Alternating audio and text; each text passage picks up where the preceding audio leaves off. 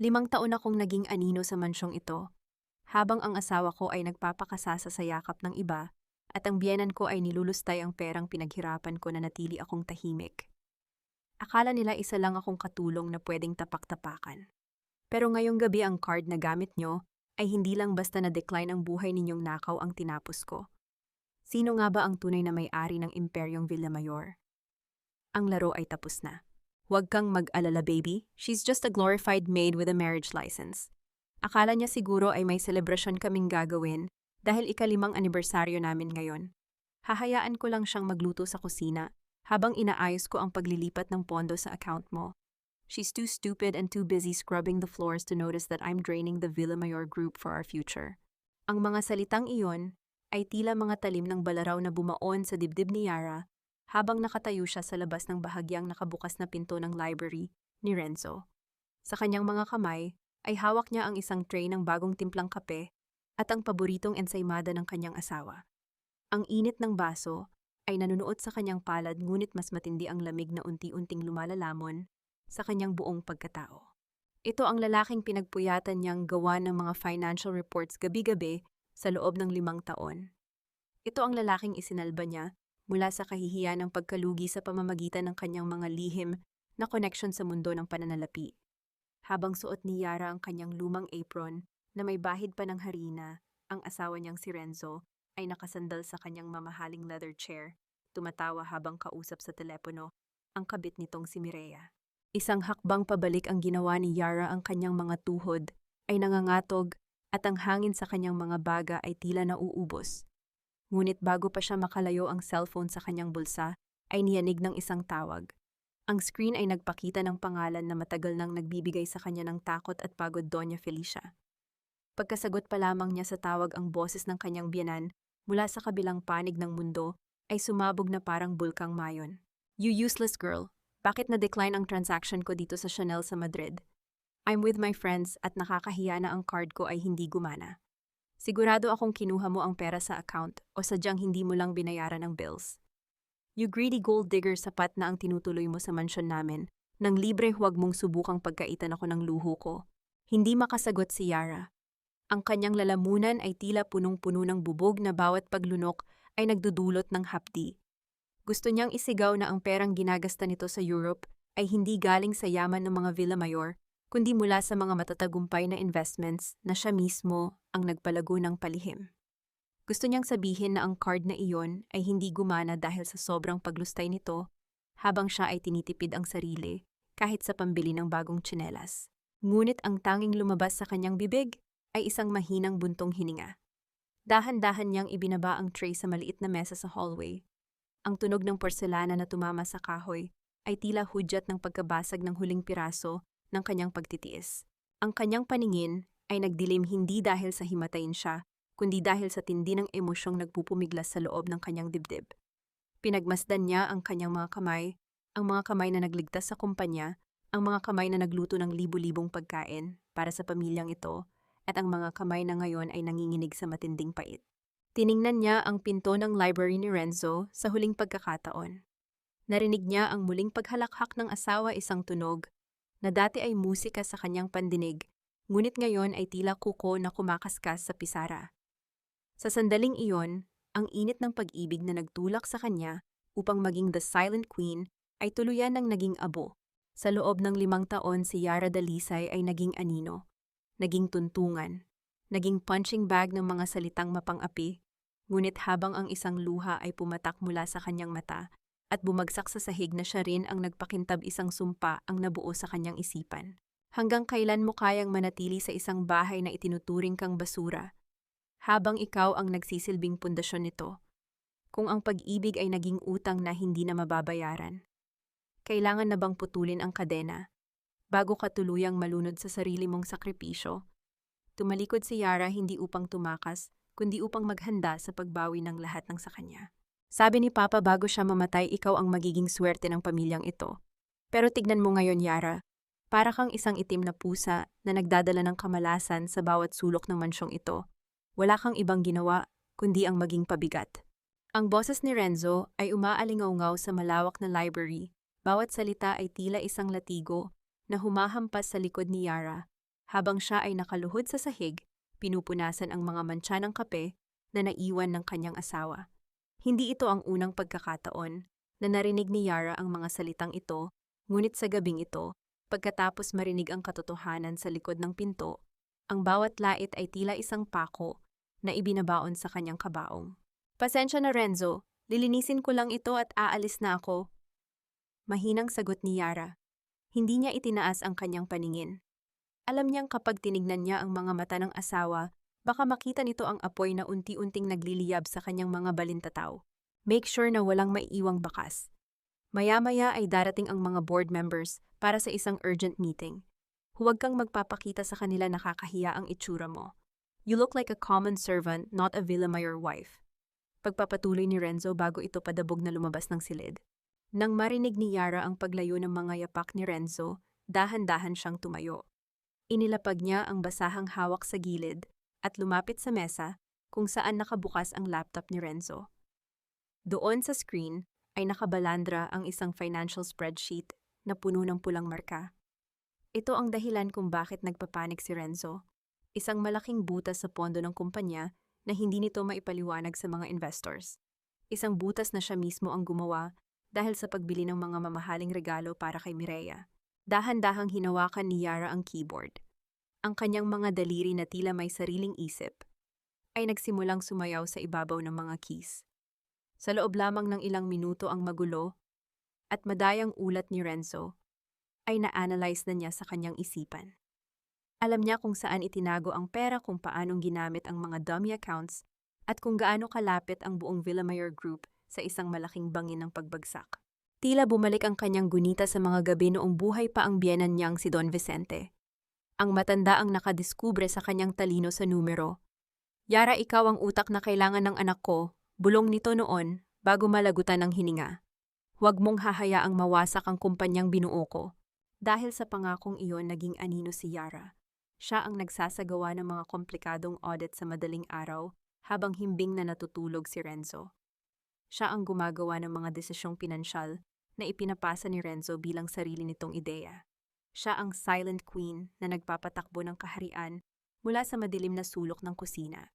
Ngunit ang pasensya, gaano man ito kalawak, ay may hangganan din, lalo na kung ang taong pinoprotektahan mo ay siya ring taong humuhukay ng iyong sariling libingan. Biglang bumukas ang pinto. Mabilis na lumayo si Yara sa mesa at kinuha ang kanyang cleaning bucket. Pumasok si Renzo kasunod ang isang lalaking may tindig na kagalang-galang at mga matang tila nakakakita ng bawat kasinungalingan. Mr. Villamayor, I've been reviewing the initial data you sent, and I must say the numbers don't add up, wika ng lalaki. Ang kanyang boses ay malalim kalmado ngunit puno ng autoridad. Ito si Leandro Aragon, ang pinakabatang tycoon sa bansa, at ang kaisa-isang tao na kinatatakutan ni Renzo sa mundo ng negosyo. Mr. Aragon, I'm sure it's just a minor clerical error. My staff is working on it.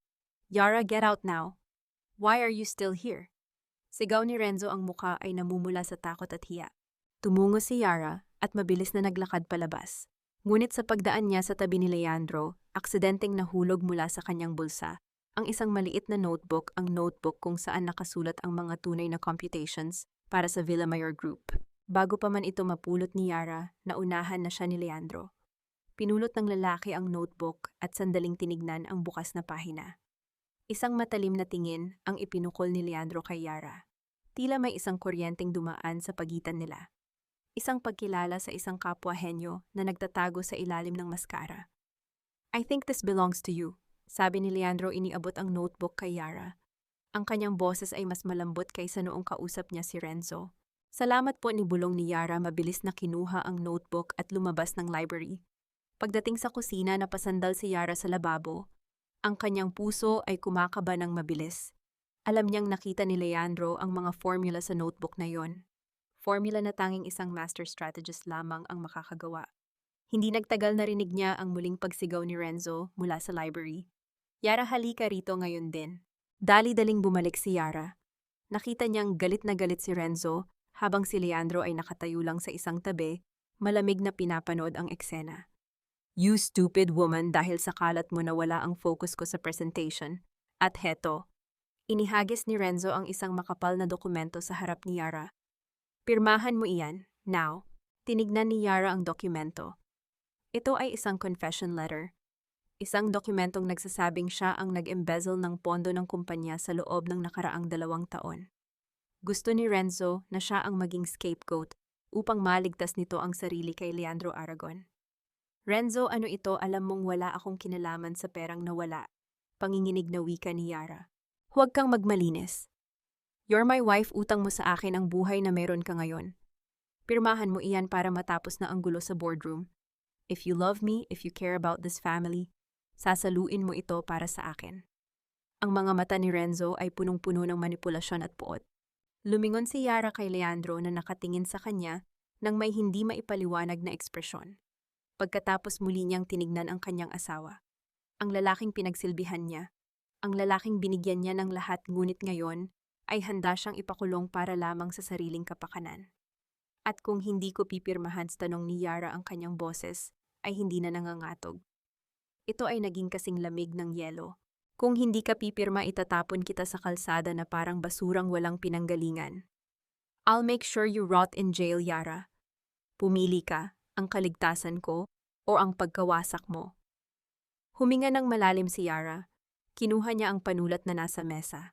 Ngunit bago sumayad ang dulo nito sa papel, isang boses ang pumigil sa lahat. I wouldn't do that if I were you, Mrs. Villamayor, wika ni Leandro Aragon, habang dahan-dahang lumalapit sa mesa. Para kang isang asong kumagat sa kamay na nagpapakain sa iyo. Hindi mo ba natatandaan, Yara? Kung hindi dahil sa itay mabulok na sana ang pamilya mo sa kalsada. Ang utang na loob mo sa amin ay hindi mababayaran ng kahit anong halaga, kaya pirmahan mo na yan. Ang boses ni Renzo ay nanginginig sa galit, ang kanyang mga mata ay nanlilisik habang itinuturo ang confession letter na nasa harap ni Yara.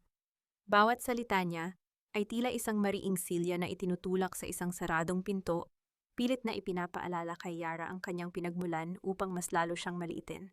Naramdaman ni Yara ang bigat ng panulat sa kanyang kamay. Ang tinta nito ay tila kasing itim ng kinabukasan na nais ni Renzo para sa kanya. Sa loob ng kanyang isipan, bumalik ang imahe ng kanyang yumaong ama, ang lalaking nagtiwala kay Don Vicente Villamayor. Ang utang na loob na laging ibinabato sa kanya ay naging isang gintong tanikala na sa loob ng 5 taon ay dahan-dahang sumasakal sa kanyang kaluluwa. Mr. Villamayor, I didn't realize that legal documents in this house are signed based on emotional blackmail instead of facts.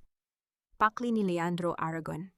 Ang kanyang boses ay nanatiling kalmado, ngunit ang bawat salita ay may talim na tila humihiwa sa kapal ng hangin sa loob ng library. Lumapit si Leandro hindi kay Renzo, kundi kay Yara. Ang bango ng kanyang mamahaling pabango, amoy ng pino at ulan, ay panandali ang nagbigay ng ginhawa sa naguguluhang isip ni Yara.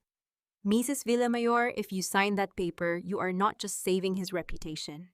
You are throwing away your life for someone who cannot even look you in the eye while lying. Ano bang pakialam mo, Aragon? Sigaw ni Renzo. Ang kanyang muka ay kasing pula na ng mga kurtina sa silid. This is a family matter, asawa ko siya, at gagawin niya ang sinasabi ko. Asawa, mahinang ulit ni Yara. Dahan-dahan siyang tumingala at sa kauna-unahang pagkakataon sa gabing iyon, sinalubong niya ang tingin ni Renzo.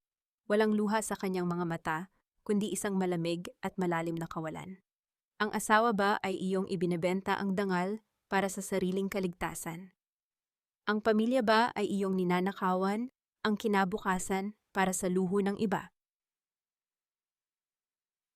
Binitawan ni Yara ang panulat.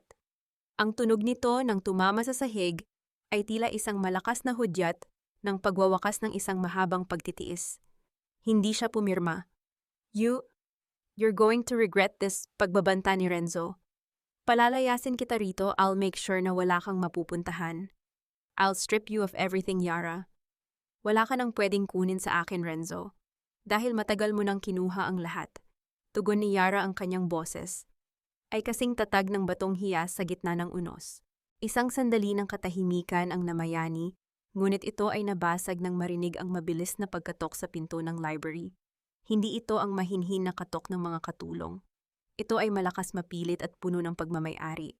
Bumukas ang pinto at iniluwa nito ang isang babaeng nakasuot ng hapit na pulang damit, ang buhok ay perpektong nakaayos at ang leeg ay pinalamutian ng isang pamilyar na hiyas. Si Mireya Salceda, ang kabit ni Renzo. "Renzo babe, I couldn't wait in the car anymore. Sabi mo mabilis lang ito." Wika ni Mireya bago pa man niya mapansin na may ibang tao sa silid. Nang makita niya si Leandro, agad siyang napatigil at nag-iba ang ekspresyon ng kanyang mukha. Ngunit nang makita niya si Yara, isang mapang-uyam na ngiti ang sumilay sa kanyang mga labi. "Oh, nandito pala ang labandera mo," sabi ni Mireya, tinignan si Yara mula ulo hanggang paa. Pagkatapos itinaas niya ang kanyang kamay upang ayusin ang kanyang buhok at doon ay kuminang sa ilalim ng chandelier ang isang gintong bracelet na may disenyong dahon. Napako ang tingin ni Yara sa bracelet na iyon. Ang kanyang puso ay tila tumigil sa pagtibok. Iyon ang bracelet ng kanyang ina, ang tanging ala-ala na naiwan sa kanya bago ito pumanaw. Iyon ang hiyas na kinuha ni Doña Felicia sa kanya noong nakaraang buwan, sa pagsasabing lilinisin lang ito, ngunit ngayon ay nasa braso na ng ibang babae. Iyan ang sa akin," bulong ni Yara, ang kanyang boses ay puno ng pait. Tawa ni Mireya, hinaplos ang bracelet. "Binigay ito sa akin ni Doña Felicia. Sabi niya mas bagay daw ito sa akin kaysa sa isang taong hindi man lang marunong magdala ng alahas." "Why, galing ba ito sa ukay-ukay?" Humakbang pasulong si Yara, ngunit hinarangan siya ni Renzo. "Huwag kang manggulo, Yara. It's just a cheap piece of jewelry. I'll buy you a new one if you just sign the papers." Tumingin si Yara kay Mireya, pagkatapos ay kay Renzo, at huli ay kay Leandro, na tahimik na nagmamasid. Ang sakit ng pagkakanulo sa kanyang puso ay napalitan ng isang matinding determinasyon. Ang bawat pangungutya, bawat pagnanakaw sa kanyang dangal, at bawat kasinungalingan ay nagtipon-tipon upang buuin ang isang bagong Yara. "Hindi niyo lang ninakaw ang pera ko," wika ni Yara, ang kanyang boses ay tila isang babala ng paparating na bagyo. "Ninakaw niyo pati ang huling alaala ko." Lumingon si Yara kay Leandro Aragon. "Mr. Aragon, kanina ay nagtatanong ka kung hanggang kailan ko hahayaang saktan ako ng mga taong pinapakain ko." Bahagyang ngumiti si Leandro, tila alam na ang susunod na mangyayari. "Yes, I did. Ang sagot ko ay ngayon. Ngayong gabi titigil na ang lahat." Hinarap ni Yara si Renzo at sa isang mabilis na pagkilos, kinuha niya ang baso ng malamig na tubig sa mesa at dahan-dahang ibinuhos ito sa ibabaw ng confession letter na pilit na ipinapapirma sa kanya. Ang papel ay nabasa, ang tinta ay kumalat, at ang huling pag-asa ni Renzo na maisalba ang sarili ay tuluyang naging basahan. "Yara, anong ginawa mo?" Sigaw ni Renzo. Susugod sana siya, ngunit humarang si Leandro sa harap ni Yara. "She just signed her resignation from your lies, Villamayor." Malamig na sabi ni Leandro. Ngunit bago pa man makapagsalita muli si Yara, tumunog ang malaking orasan sa hallway, kasunod ang tunog ng isang sasakyang huminto sa labas. Isang boses ang umalingaw-ngaw mula sa foyer, isang boses na nagpatahimik sa lahat sa loob ng library. "Renzo, bakit hindi mo sinasagot ang mga tawag ko? I'm back, and I want that woman out of this house tonight." Si Doña Felicia, ang reyna ng mga Villamayor, ay nakabalik na mula sa Europe mas maaga kaysa sa inaasahan ng lahat. "Layasan mo ang mansyong ito ngayong gabi rin. Isama mo ang lahat ng basurang dala mo rito dahil hindi ko na masisikmura ang makita ang pagmumukha mo sa pamamahay ko." Ang boses ni Doña Felicia ay tila isang matalim na kidlat na bumasag sa tensyon sa loob ng library. Pumasok siya na parang isang reyna na galing sa digmaan. Ang kanyang mamahaling trench coat ay basa pa ng ulan, ang kanyang mga mata ay nanlilisik sa galit habang nakaturo ang daliri sa direksyon ni Yara. Nakatayo si Yara sa gitna ng silid, hawak pa rin ang basahan na ginamit niya sa paglilinis ng mantsa ng kape. Isang miron sa sarili niyang buhay. Ang kaibahan ng kanyang suot na lumang apron at ang dumi sa kanyang mga kuko, kumpara sa kumikinang na brilyante sa leeg ng kanyang biyanan, ay isang masakit na paalala ng kanyang katayuan sa pamilyang Villamayor. "Mama, kalmado lang po kayo," pilit na pag-aamo ni Renzo. Bagaman ang kanyang boses ay puno ng kaba, dahil sa presensya ni Leandro Aragon. "May bisita tayo." Ngunit hindi nakinig si Doña Felicia. Nilapitan niya si Yara, at sa isang iglap hinablot niya ang basahan mula sa kamay nito at itinapon sa mukha ng kanyang manugang. Ang basang tela ay tumama sa pisngi ni Yara, nag-iwan ng malapot at malamig na pakiramdam bago ito bumagsak sa sahig. Bisita si Mr. Aragon ay nandito para makipagnegosyo, hindi para makita ang isang katulong na nagpapanggap na asawa Lumingon si Doña Felicia kay Leandro at pilit na ngumiti isang plastic na ekspresyong nagpapakita ng kanyang pagiging mapagkunwari. I'm so sorry, Mr. Aragon. You had to witness this. My son made a mistake 5 years ago by bringing this charity case into our family, and now we are correcting it. Naramdaman ni Yara ang panunuyo ng kanyang lalamunan.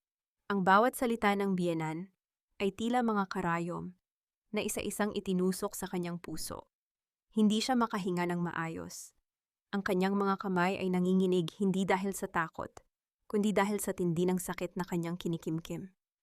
Ang pait ng 5 taong pagsisilbi ay tila umakyat sa kanyang dibdib, sumasakal sa kanyang bawat hininga. Mama call. Mahinang simula ni Yara ang kanyang boses, ay tila galing sa ilalim ng lupa. Ibinigay ko ang lahat para sa pamilyang ito. Pinrotektahan ko ang kumpanya nyo habang kayo ay nagpapakasasa sa Europe. Quiet putol ni Doña Felicia muling lumapit at sa pagkakataong ito ay itinulak ang balikat ni Yara. Anong proteksyon ang sinasabi mo? You are just a low-level accountant. Ang anak ko ang utak ng Villamayor Group.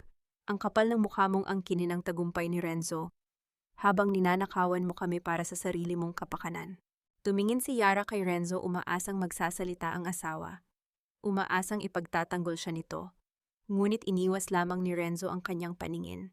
Mas pinili nitong hawakan ang kamay ni Mireya na ngayon ay nakasandal na sa balikat ng lalaki na nanonood ng palabas nang may mapang-uyam ng ngiti.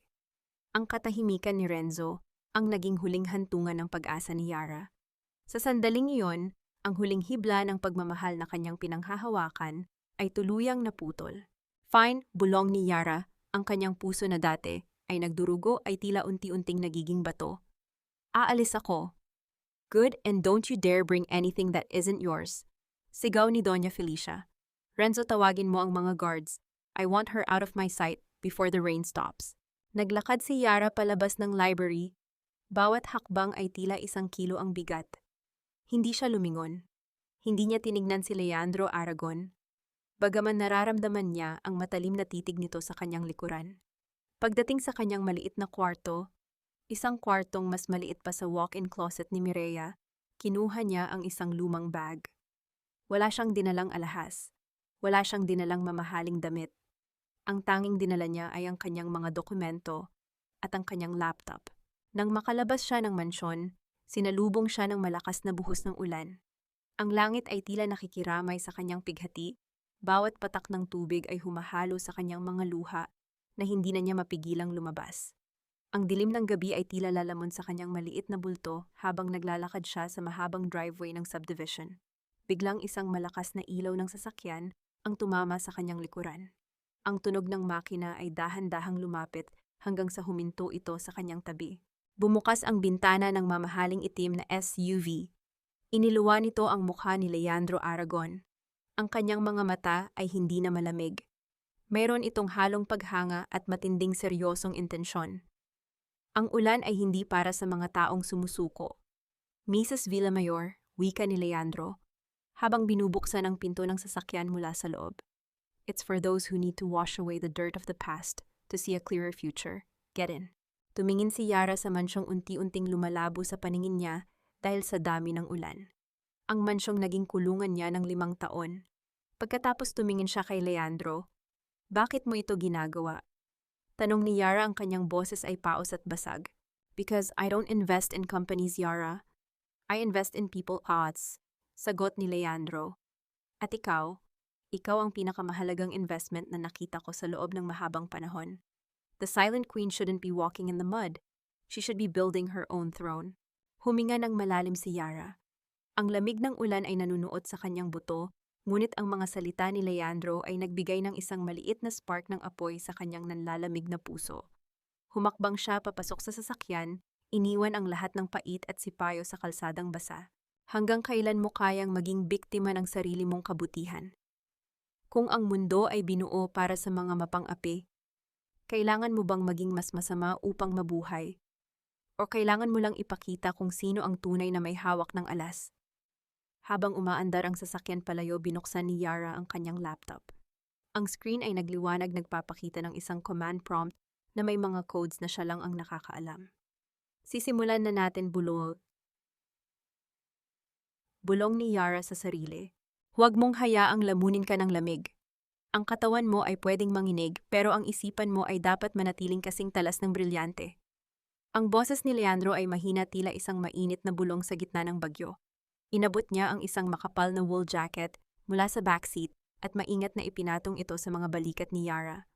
Ang tela ay amoy pino at mamahaling tabako, isang amoy na malayo sa amoy ng harina at sabon na nakasanayan ni Yara sa loob ng 5 taon. Napasandal si Yara sa malambot na sandalan ng SUV. Ang bawat butil ng ulan na tumatama sa salamin ng sasakyan ay tila sumasabay sa pintig ng kanyang puso. Tinitigan niya ang kanyang mga daliri na namumuti na dahil sa lamig. Ang kanyang laptop na nakapatong sa kanyang kandungan ay tila naging kaisa-isang sandata niya sa mundong ito. Salamat Mr. Aragon, bulong ni Yara. Pasensya na kung nabasa ko ang upuan mo. The car is replaceable, Yara. Your dignity is not mod. Sagot ni Leandro habang nakatuon ang tingin sa kalsada. Now tell me, bakit hanggang ngayon ay hawak pa rin ng babaeng iyon ang bracelet ng nanay mo? Ita. Ang tanong ni Leandro ay tila isang hapdi na dumaan sa sariwang sugat. Naalala ni Yara ang ngisi ni Mireya kanina sa library. Ang bracelet na iyon ay hindi lang basta ginto. Iyon ang tanging bagay na naiwan ng kanyang ina bago ito pumanaw sa isang maliit na ospital sa probinsya. Iyon ang simbolo ng kanyang pinagmulan, isang paalala na bago siya naging alipin ng mga Villamayor, siya ay minahal. Kinuha ni Doña Felicia sa akin noong 1 buwan. Panimula ni Yara ang kanyang boses ay nanginginig sa pait. Sabi niya marumi daw ang ginto at kailangang ipa-cleaning. Naniwala ako. Palagi naman akong naniniwala sa kanila dahil akala ko bahagi na ako ng pamilya.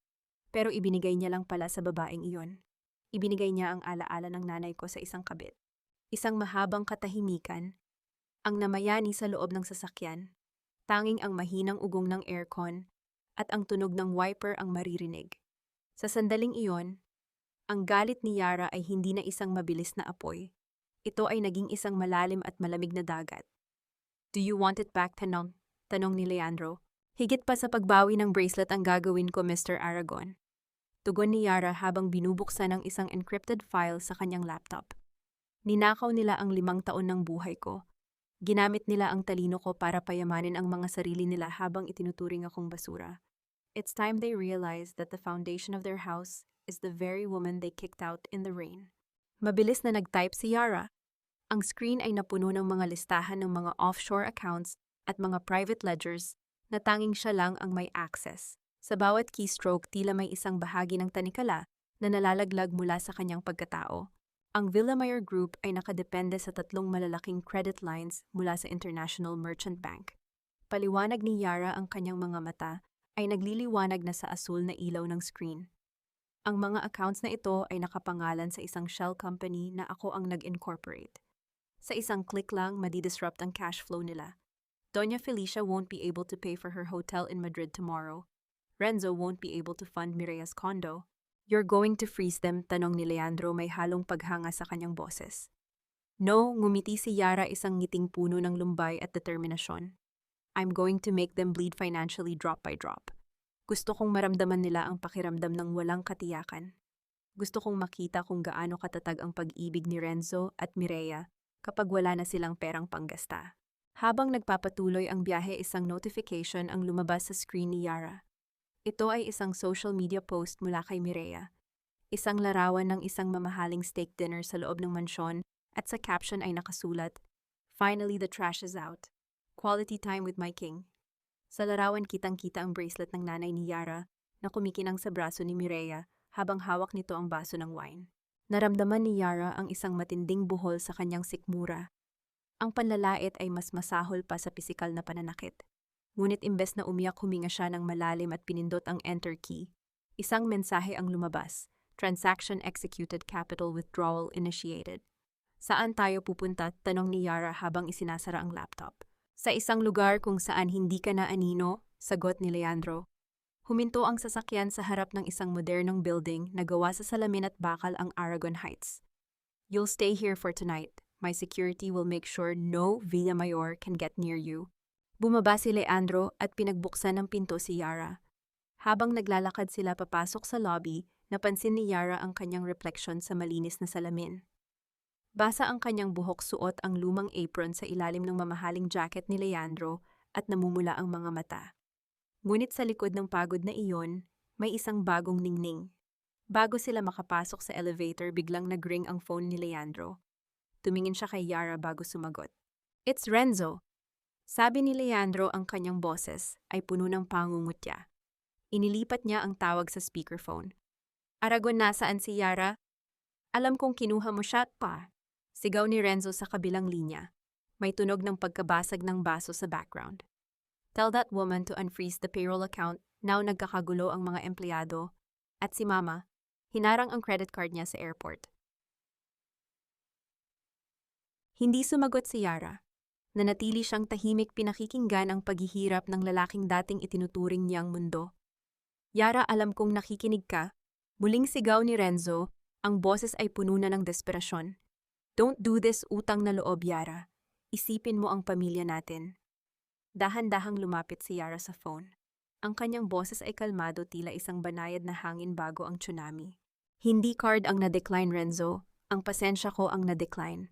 At tungkol sa utang na loob, binayaran ko na yan ng 5 taon ng buhay ko. Ngayon singilan naman tayo." Pinindot ni Yara ang end call. Tumingin siya kay Leandro na nakangiti sa kanya ng may paggalang. Sa sandaling iyon, alam ni Yara na nagsisimula pa lang ang laban.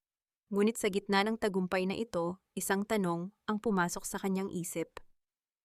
Sapat na ba ang pagbagsak ng kumpanya para maibalik ang kanyang nadurog na dangal? O may mas malalim pa silang itinatago na hindi pa niya nadidiskubre? "Huwag mong isipin na tinutulungan kita dahil naaawa ako sa iyo, Yara. Ginagawa ko ito dahil gusto kong makita kung paano babagsak ang mga higanteng akala nila ay hindi sila matitinag." Ang boses ni Leandro ay tila isang malalim na himig na humahalo sa katahimikan ng penthouse. Inilapag niya ang isang tasa ng mainit na tsaa sa maliit na mesa sa harap ni Yara. Ang usok mula sa tasa ay dahan-dahang umaakyat, tila sumasayaw sa gitna ng marangyang silid na puno ng mga gamit na gawa sa salamin at asero. Nakatitig si Yara sa malawak na tanawin ng lungsod mula sa bintana ng Aragon Heights. Ang mga ilaw sa ibaba ay tila mga hiyas na nakakalat sa madilim na pelus, ngunit para sa kanya bawat ilaw na iyon ay paalala ng mundong kinalakihan niya, isang mundong puno ng pagkukunwari. Napahawak siya sa kanyang dibdib. Ang suot niyang lumang apron ay wala na pinalitan ng isang sutlang robe na bigay ng staff ni Leandro, ngunit ang bigat sa loob niya ay hindi pa rin nababawasan.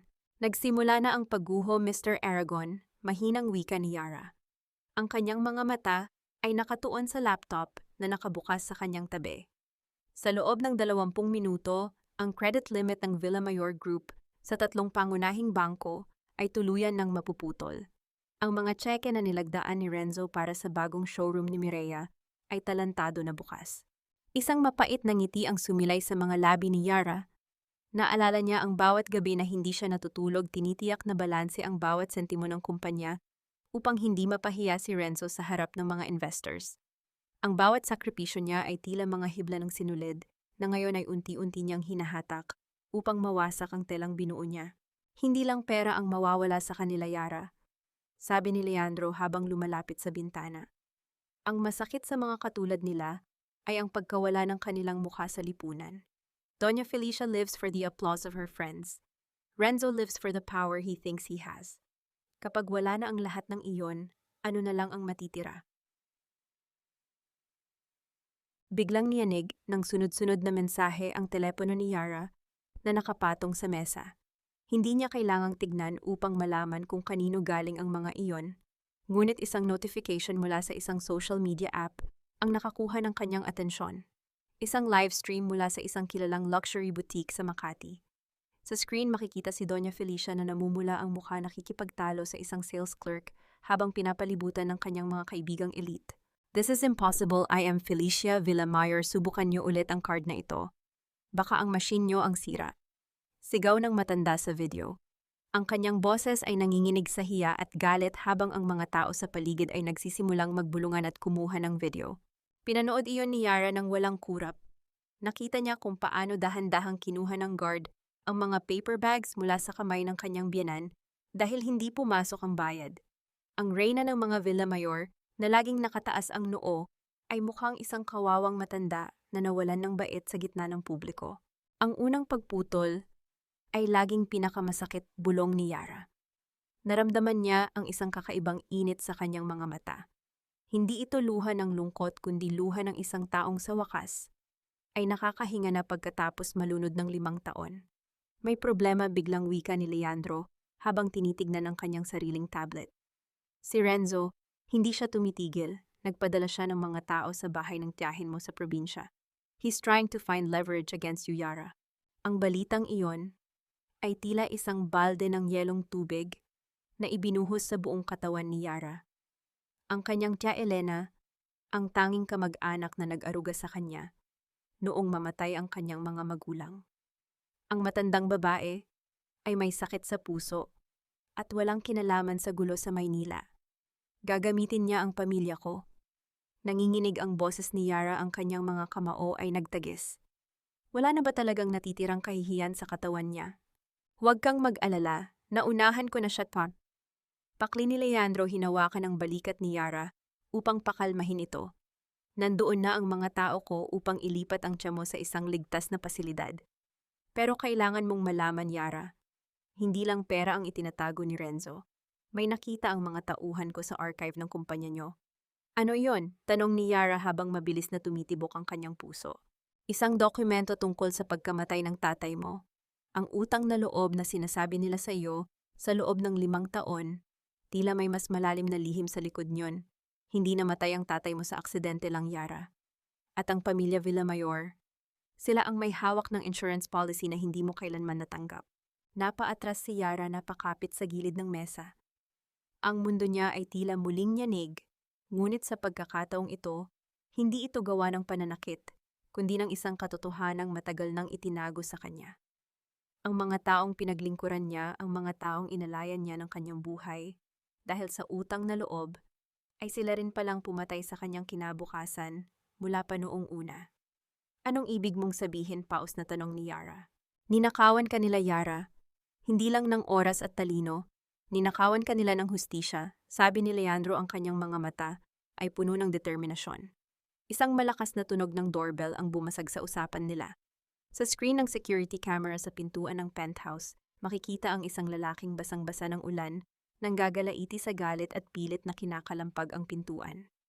Si Renzo Villamayor. Yara, lumabas ka riyan. Alam kong nandyan ka sa loob kasama ang lalaking iyan. Kapag hindi ka lumabas, sisiguraduhin kong wala ka nang babalikang pamilya sa probinsya. Sigaw ni Renzo, ang kanyang boses ay maririnig kahit sa loob ng makapal na pinto. Tumingin si Yara kay Leandro. Ang takot sa kanyang mga mata ay unti-unting napalitan ng isang mapanganib na kalmado. Dahan-dahan siyang naglakad patungo sa pintuan. Yara, huwag! Hayaan mong ang security ang gumawa niyan, pigil ni Leandro. Hindi, Mr. Aragon, sagot ni Yara nang hindi lumingon. Kailangan niyang makita ang mukha ng babaeng wawasak sa kanya. Buksan mo ang pintong ito, Yara. Alam kong nagtatago ka sa likod ng lalaking iyan. Akala mo ba ay makakatakas ka sa akin pagkatapos mong sirain ang lahat ng pinaghirapan ko? Ang boses ni Renzo ay parang isang sugatang hayop, puno ng desperasyon at pait. Sa labas ng penthouse, ang tunog ng kanyang pagkalampag sa pintuan ay tila isang mabilis na tibok ng pusong malapit ng sumabog. Dahan-dahang pinihit ni Yara ang lock. Naramdaman niya ang lamig ng metal sa kanyang palad, isang kaibahan. Sa init ng galit na nananalaytay sa kanyang mga ugat. Pagbukas ng pinto, sinalubong siya ng amoy ng basang kalsada at alak. Si Renzo ay nakatayo doon. Ang kanyang mamahaling suit ay gusot-gusot at basang-basa, ang buhok ay nakadikit sa kanyang noo at ang mga mata ay namumula. Nandito ka lang pala, nuyam ni Renzo. Susubukan sana niyang humakbang pumasok. Ngunit agad siyang hinarangan ng matitipunong braso ng 2 security guard ni Leandro. Yara, ano ang pumasok sa utak mo? My mother is in shambles. Ang kumpanya ay nagkakagulo. Isang pindot mo lang, binaliktad mo ang lahat. Sino ka ba sa akala mo? Tinitigan siya ni Yara ng diretso sa mga mata. Walang kurap, walang takot. Ako ang babaeng binaliwala mo sa loob ng 5 taon, Renzo. Ako ang babaeng itinuring mong kasambahay habang ako ang bumubuhay sa kumpanya mo. Ngayon tinatanong mo kung sino ako. Ako ang dulo ng lahat ng kasinungalingan mo. You traitor. Sigaw ni Renzo pilit na kumakawala sa mga guard. Bumalik ka na sa mansyon. Now I'll forgive you. Sasabihin natin kay mama na nagkaroon ka lang ng nervous breakdown. Ayusin mo ang mga accounts at ibalik mo ang credit lines. Gagawin nating normal ang lahat, Yara. I'll even leave Mireya if that's what you want. Narinig ni Yara ang mahinang tawa ni Leandro mula sa kanyang likuran. Isang tawa na puno ng pangungutya. Lumakad si Leandro at tumayo sa tabi ni Yara. Ang kanyang kamay ay marahang dumaan sa likod ng balikat ng babae, hindi upang umakbay, kundi upang iparamdam ang kanyang suporta. Normal, Renzo, ulit ni Yara ang kanyang boses, ay malamig pa sa hanging dala ng ulan. Ang normal ba para sa iyo ay ang pananatili ko sa kusina habang ninanakawan niyo ang alaala ng tatay ko? Alam ko na ang lahat, Renzo. Alam ko ang tungkol sa insurance policy ni Papa. Alam ko na ang utang na loob na isinusumbat niyo sa akin ay isang malaking pandaraya. Natigilan si Renzo. Ang galit sa kanyang muka ay panandaliang napalitan ng isang matinding takot. Wala kang alam. Hindi totoo ang sinasabi ng lalaking iyan sa iyo. The records don't lie, Villamayor. Sabat ni Leandro. Ang kanyang boses ay kalmado, ngunit bawat salita ay tila isang hatol ng kamatayan. At sa tingin mo ba, ay hahayaan kitang saktan ng pamilya ni Yara sa probinsya? Ang mga tauhan ko ay nasa tabi na ng tia Elena niya bago pa makarating ang mga tauhan mong kulang sa bayad. Nanginig ang mga panga ni Renzo. Napagtanto niya na sa larong ito wala na siyang alas na hawak. Ang kanyang asawa na dati ay isang maamong tupa ay isa na ngayong leon na handang manlamon. Yara, please. Biglang nagbago ang tono ni Renzo. Lumuhod siya sa harap ng pinto. Ang kanyang mga luha ay humahalo sa tubig ulan na pumapatak mula sa kanyang damit. Maawa ka kay mama, may sakit siya sa puso. Kapag nalaman ng mga kaibigan niya ang nangyari, baka hindi niya kayanin. Isipin mo ang pinagsamahan natin. 5 taon, Yara. Hindi ba sapat iyon para patawarin mo ako? Pinanood ni Yara ang pagluhod ng lalaking dati ay itinuturing niyang bayani. Ang bawat hagulhol ni Renzo ay tila isang peking dula sa kanyang pandinig. Naalala niya ang bawat gabi na umiyak siya nang mag-isa sa kusina habang naririnig ang tawanan ni Renzo at Mireya sa kabilang kwarto. Naalala niya ang bawat sampal ng salita ni Doña Felicia. Ang awa ay para sa mga taong marunong magsisi, Renzo, hindi para sa mga taong nahuli lang sa akto, sabi ni Yara. 5 taon akong naging bulag. Ngayon nakakakita na ako ng malinaw. At ang nakikita ko ay isang lalaking walang kwenta. Dahan-dahang isinara ni Yara ang pinto. Ang tunog ng paglapat ng kahoy sa hamba ay tila isang pinal na tuldok sa kanilang pagsasama. Sa kabila ng pinto maririnig pa rin ang pagsigaw at pagmamakaawa ni Renzo hanggang sa ang tunog ng kanyang boses ay dahan-dahang lumayo marahil ay kinaladkad na ng mga security guard patungo sa elevator. Nakahinga ng malalim si Yara. Ang kanyang buong katawan ay tila naging magaan, ngunit kasabay nito ay ang muling paghapdi ng kanyang puso dahil sa revelasyon tungkol sa kanyang ama. Ayos ka lang ba? Tanong ni Leandro. Ang kanyang boses ay puno ng tunay na pag-aalala. Hindi ko alam, Mr. Aragon, pakata. Amin ni Yara habang nakatitig sa kanyang mga kamay. Pero sa unang pagkakataon, hindi ako natatakot sa bukas. Good, dahil bukas ang buong bansa ay malalaman kung sino ang tunay na nagpapatakbo ng Villamayor Group. We have a board meeting to attend, Yara, and this time you won't be serving coffee. Ngunit habang naghahanda si Yara para sa kanyang pagtulog, isang mensahe ang pumasok sa kanyang laptop mula sa isang hindi kilalang source. Isang video file na may pamagat na ang katotohanan sa likod ng aksidente ni Gabriel Dalisay. Nang buksan niya ang video, ang unang bumungad ay ang mukha ng isang batang Doña Felicia. May hawak na isang dokumento at isang boses ng lalaki na nagsasabing, tapos na ang lahat, hindi na siya makakapagsalita. Sino ang lalaking kasama ni Doña Felicia sa video? At ano ang tunay na kinalaman ng pamilya Villamayor sa trahedyang nagpabago sa buhay ni Yara? Ang bawat pitik ng liwanag mula sa screen ng laptop ay tila isang dagok sa aking alaala. Ang mga aninong gumagalaw sa lumang video ay hindi lamang mga imahe, sila ang mga multo ng nakaraan na matagal nang ikinulong sa dilim. Nakatitig si Yara sa monitor. Ang kanyang mga mata ay hindi kumukurap habang ang butil ng pawis ay dahan-dahang gumagapang mula sa kanyang sentido. Sa loob ng penthouse ni Leandro, ang tanging tunog na naririnig ay ang mahinang pag-ikot ng computer fan at ang malayo at malabong dagundong ng kulog.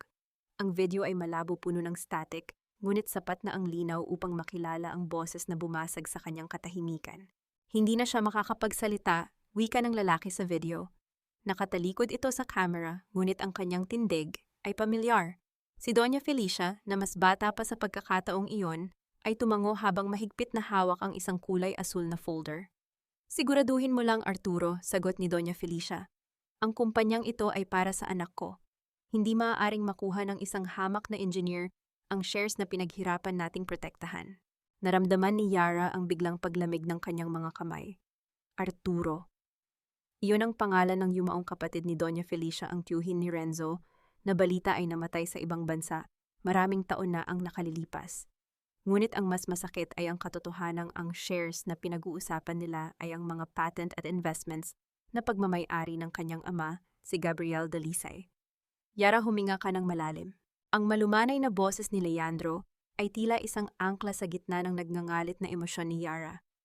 Lumapit ang lalaki at dahan-dahang ipinatong ang kanyang kamay sa ibabaw ng nanginginig na kamay ni Yara na nakahawak sa mouse ng laptop. Ang init ng palad ni Leandro ay panandaliang nagpatahimik sa bagyo sa loob ng dibdib ni Yara. Sila ang pumatay sa kanya, Mr. Aragon ke. Paos na sabi ni Yara. Hindi aksidente ang pagkamatay ni Papa sa site. Pinlano nila ang lahat para makuha ang mga inventions niya. At ang mas masakit, pinalaki nila ako sa kasinungalingan na utang ko sa kanila ang buhay ko. Ito ang dahilan kung bakit kita hinanap, Yara. Seryosong wika ni Leandro habang tinititigan ang video. Matagal ko nang sinusubaybayan ang pamilya Villamayor. Ang tatay ko ay isa sa mga investors na nalinlang din nila noon.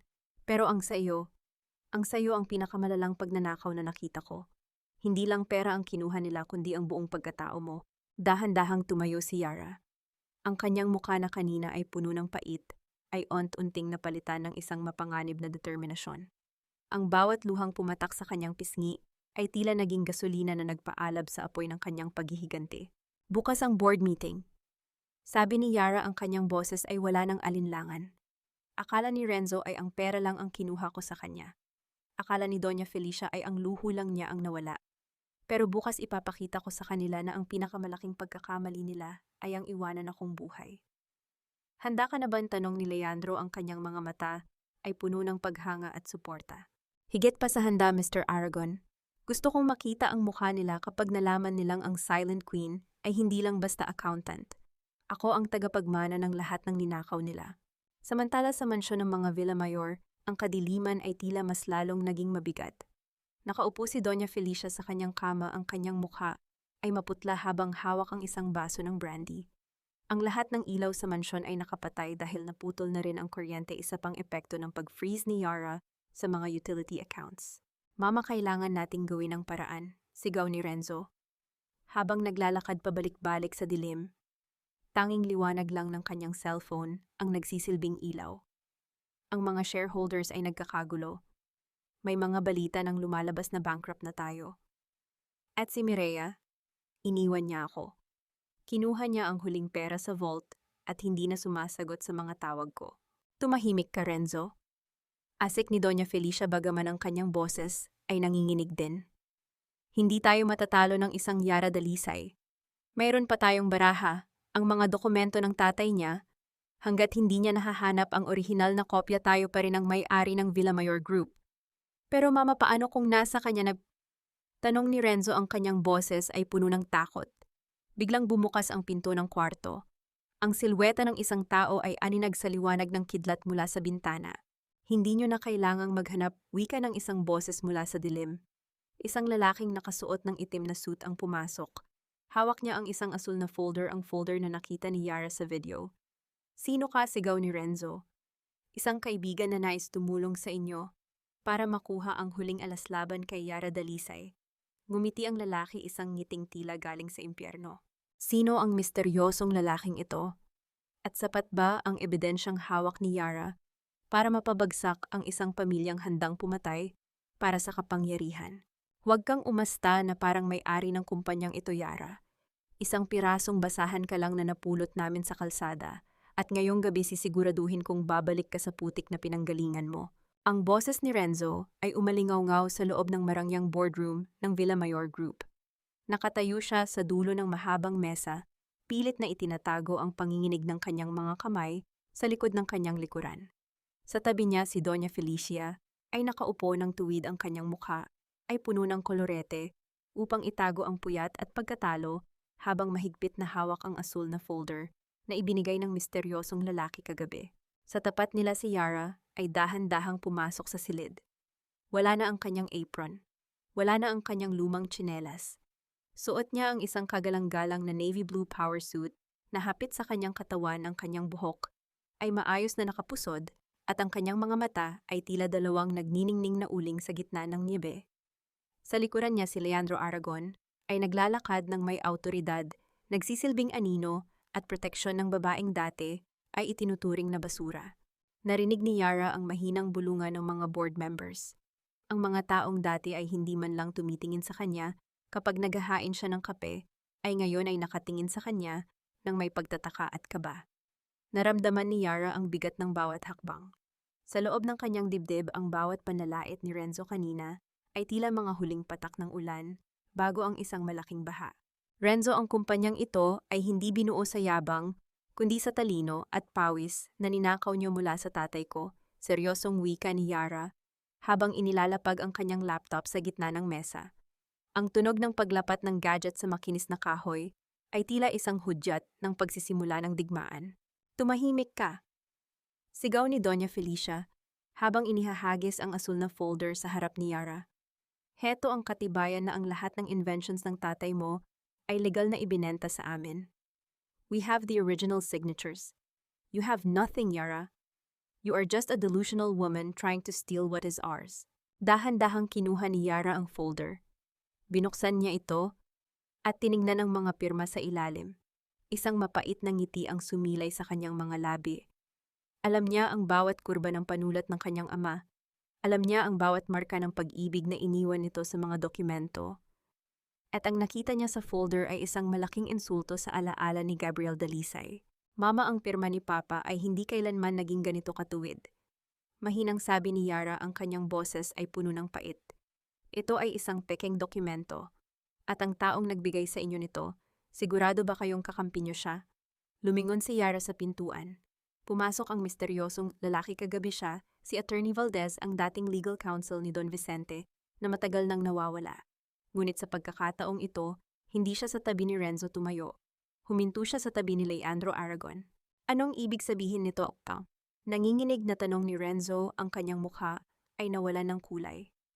Ibig sabihin nito, Renzo, ay tapos na ang pagpapanggap nyo, wika ni Leandro. Attorney Valdez has the real documents. Ang folder na hawak nyo ay ang pain na ginamit namin para malaman kung gaano kayo kadesperadong mandaya muli. Biglang tumunog ang mga cellphone ng lahat ng nasa loob ng boardroom. Isang sabay-sabay na notification ang pumasok. Isang balita mula sa main financial news outlet ng bansa. Villamayor Group face fraud allegations. Silent Queen revealed to be the real architect behind the empire. Nagkagulo ang mga board members. Ang ingay ng kanilang mga boses ay tila isang malakas na buzzing sa loob ng silid. Hinarap ni Doña Felicia si Yara, ang kanyang mga mata ay nanlilisik sa galit. You brat, pinahiya mo kami. Ibibigay mo sa amin ang control ng accounts ngayon din. I am still the chairperson of this board. Dahan-dahang tumayo si Yara. Tinitigan niya ang kanyang biyenan, ang babaeng nagpahirap sa kanya, ang babaeng nagnakaw ng kanyang bracelet, at ang babaeng nagnakaw ng hustisya para sa kanyang ama. Hindi na po, Doña Felicia, malamig na wika ni Yara. Hindi card ang na-decline sa inyo. Buhay ninyong nakaw ang pinutol ko. Isang matinding katahimikan ang bumalot sa silid pagkatapos bitawan ni Yara ang mga salitang iyon.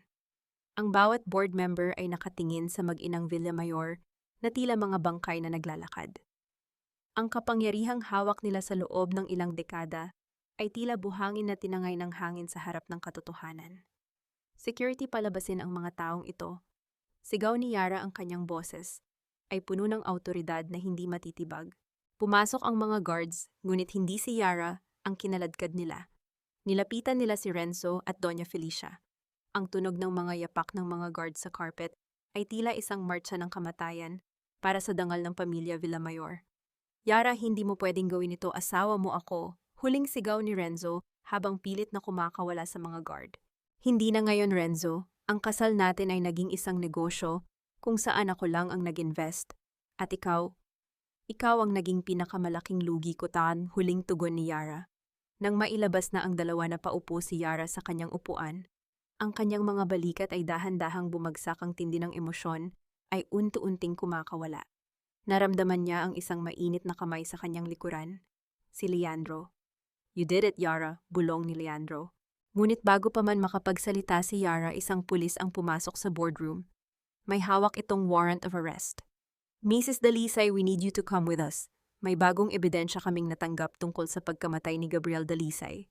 At kailangan naming kumpirmahin kung ikaw ay sangkot sa isang itinatagong insidente 10 taon na ang nakalilipas. Napatitig si Yara sa pulis. Isang bagong takot ang sumilay sa kanyang mga mata. Anong insidente ang sinasabi nila? At bakit tila ang tagumpay niya ay may kasamang panibagong panganib? Sumama po kayo sa amin ng mapayapa, Mrs. Dalisay. Huwag na po nating idaan sa dahas ang lahat sa harap ng maraming tao. Ang mga salitang iyon ng opisyal ng pulisya ay tila isang malamig na hanging umihip sa loob ng boardroom, pinalalamig ang tagumpay na bago pa lamang nalalasap ni Yara. Ang bawat pares ng mata sa loob ng silid ay nakatuon sa kanyang mga matang puno ng pagdududa, panghuhusga, at ang iba ay tila nagagalak sa kanyang biglaang pagbagsak. Naramdaman ni Yara ang panghihina ng kanyang mga tuhod. Ang kaninang matikas na tindig niya ay tila unti-unting naglalaho, pinalalitan ng isang matinding panginginig na nagsisimula sa kanyang mga daliri. Tumingin siya sa warrant of arrest na hawak ng pulis. Ang pangalan niya ay malinaw na nakasulat doon, katabi ng mga salitang obstruction of justice at complicity. 10 taon na ang nakalilipas. Bulong ni Yara, ang kanyang boses ay halos hindi marinig. Anong kinalaman ko sa insidenteng iyon? Bata pa ako noon. Kasama ko si Papa sa site. Iyan po ang kailangan nating linawin sa presinto, tugon ng pulis, habang dahan-dahang inilalabas ang mga posas. Ang tunog ng pag-click ng metal ay tila isang hatol na umalingaw-ngaw sa katahimikan ng silid. Wait, you can't just take her. Humakbang si Leandro sa harap ni Yara. Ang kanyang katawan ay nagsisilbing kalasaglaban sa mga pulis. Ang kanyang mga mata ay nag-aapoy sa galit, ang kanyang panga ay mahigpit na nakatikom.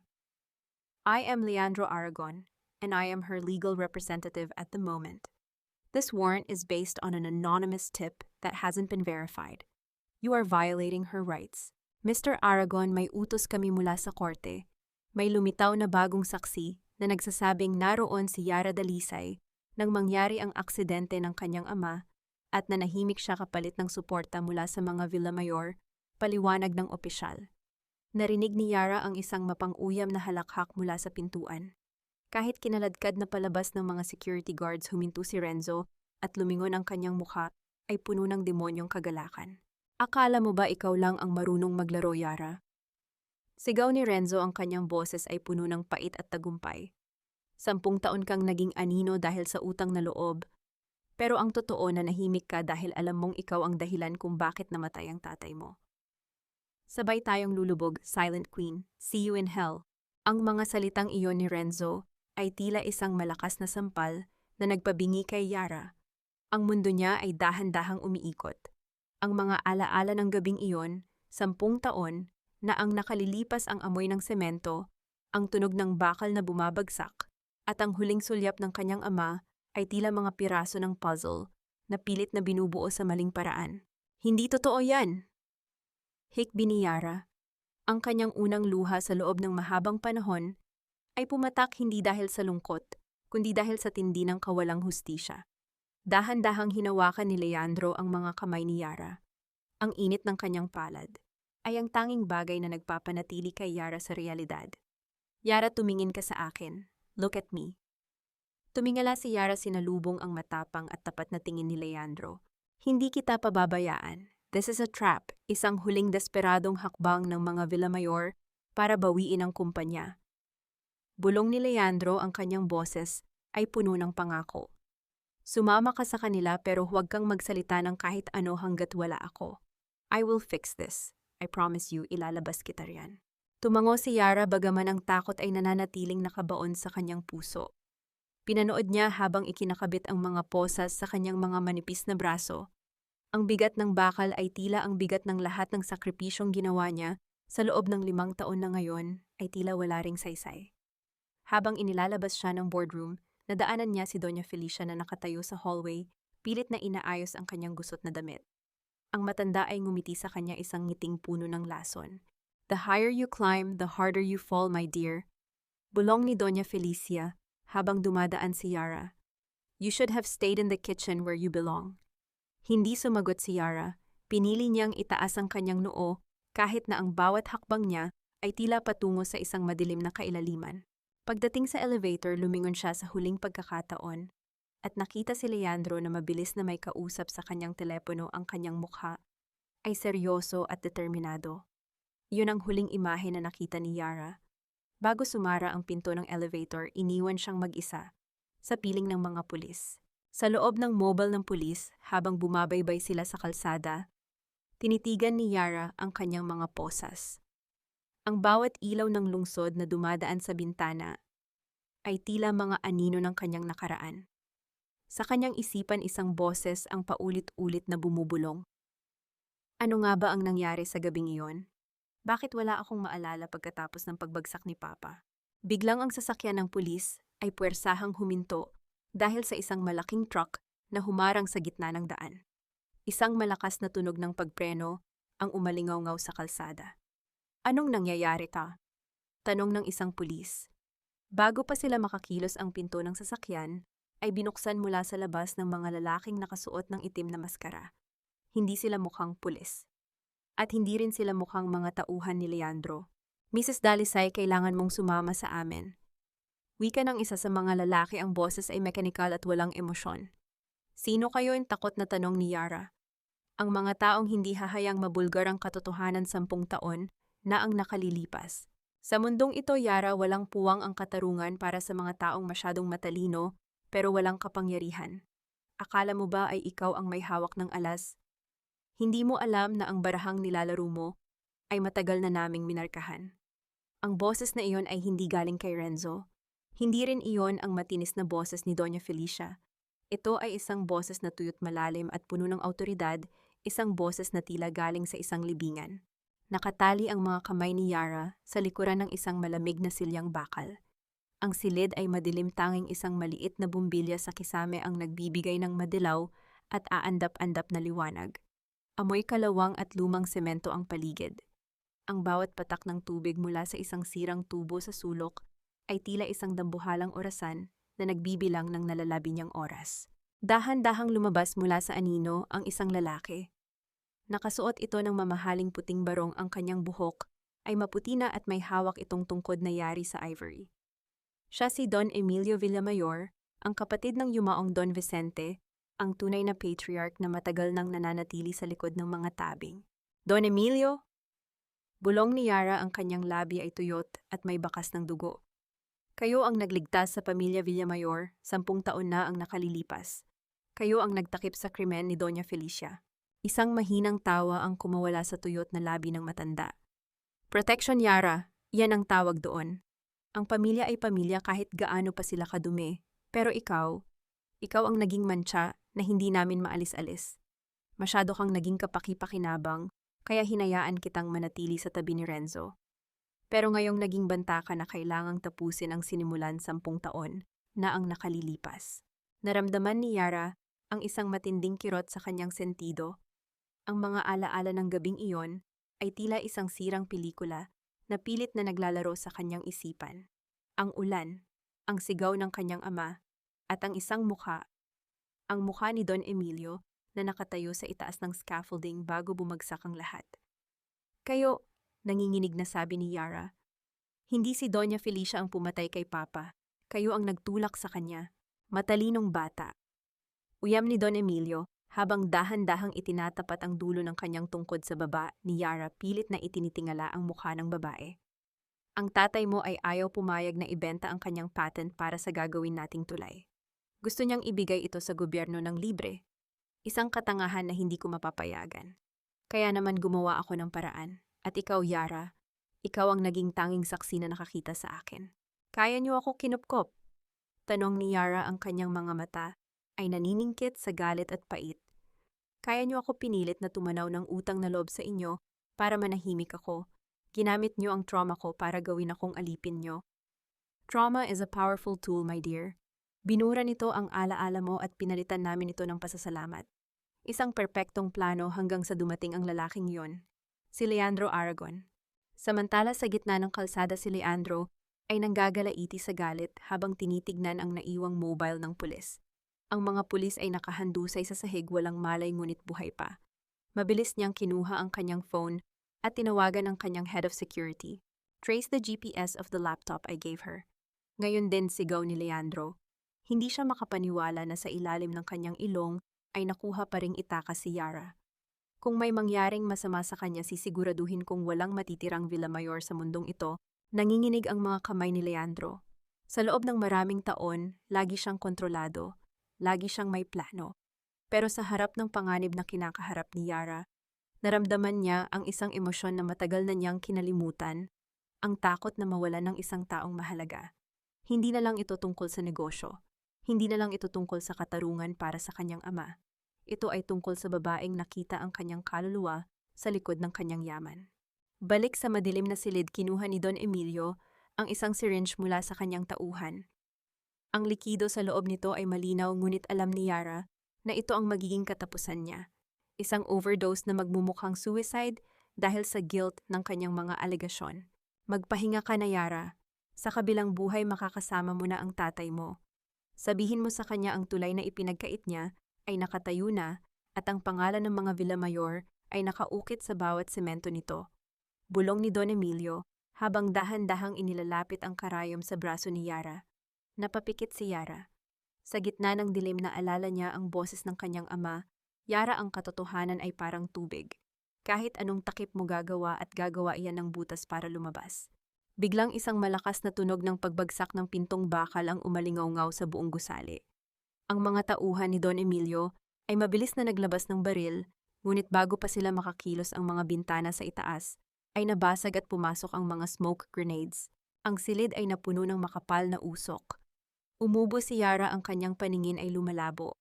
Sa gitna ng kaguluhan, naramdaman niya ang isang pares ng matitipunong braso na bumuhat sa kanya. Ang pamilyar na amoy ng pino at ulan ay muling bumalot sa kanya. "I've got you, don't close your eyes, Yara. Stay with me," bulong ni Leandro. Ngunit habang inilalabas siya ni Leandro isang putok ng baril, ang narinig mula sa makapal na usok. Isang matalim na sakit ang naramdaman ni Leandro sa kanyang balikat, dahilan upang mapaluhod siya habang hawak pa rin si Yara. Sa dulo ng silid, si Don Emilio ay nakatayo pa rin, hawak ang isang maliit na pistol. Ang kanyang mukha ay puno ng demonyong ngiti kahit na napapalibutan na siya ng mga tauhan ni Leandro. "Kung hindi mapapasa akin ang tagumpay, walang sino man ang lalabas na buhay sa lugar na ito," wika ni Don Emilio habang pinipindot ang isang remote control na nasa kanyang kabilang kamay. Isang pulang timer ang nagsimulang mag-countdown sa mga poste ng gusali. 10 segundo. 9, 8, 7. Ang pulang liwanag ng timer ay tila isang nanunudyong mata sa gitna ng makapal na usok. Bawat kisap nito ay naghahatid ng mensahe ng kamatayan. Ramdam ni Yara ang init ng balikat ni Leandro, ang malapot na dugo na unti-unting bumabasa sa kanyang suot na navy blue suit. Ang lalaking ito na dati ay isang estranghero at naging kasangga ay handang itaya ang lahat para sa kanya. "Leandro, iwan mo na ako, sugat ka, hindi mo ako kayang buhatin ng mabilis." Sigaw ni Yara, ang kanyang boses ay nanginginig sa takot at pagsisisi. Ang bawat patak ng luha niya ay tila sumasabay sa bilis ng countdown. Hindi kita iiwan dito," panginginig na sagot ni Leandro. Kahit maputla ang muka at hirap sa paghinga, pilit niyang itinayo ang kanyang katawan, kinaladkad si Yara patungo sa isang maliit na lagusan sa gilid ng bodega. Ang bawat hakbang nila ay tila isang pakikipagbuno sa tadhana. 4, 3, 2. Sa huling segundo, isang malakas na pagyanig ang yumanig sa buong paligid. Ang hangin ay napuno ng matinding init at ang tunog ng naglalakihang semento na nagbabagsakan. Ang daigdig ay tila tumigil sa pag-ikot. Nang maramdaman ni Yara ang pagyakap sa kanya ni Leandro, ginawa nitong pananggalang ang sariling likod laban sa mga debris na lumilipad. Isang nakabibinging katahimikan ang sumunod.